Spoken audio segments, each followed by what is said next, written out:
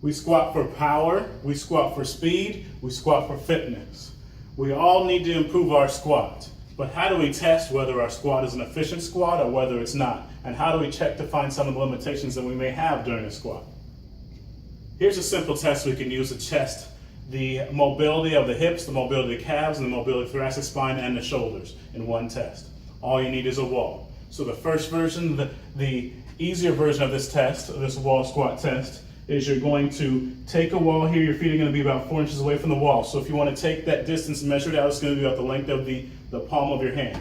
You're going to be about that distance away from the wall from your toes. Your hips are going to be just outside of hip width apart, or your feet are going to be just outside of hip width apart. What you're going to do is you're going to put your hands down by the wall by your sides, and you're going to squat down into a full squat position.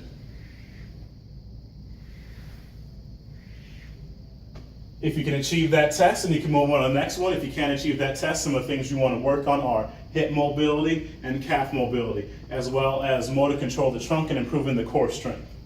If you can do that test relatively well, then you can go on to the advanced version, which goes in thoracic spine and the shoulders. So for this test, this advanced version of the test, you're going to assume the same position, feet just outside of hip width apart, but this time you're going to raise your hands above your head, and what you're going to do is you're going to go down in that full squat position.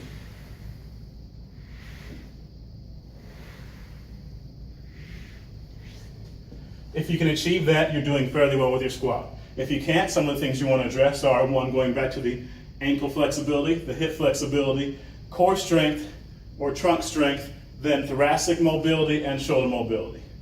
That way you can check these things off your list to improve your squat and get a better performance.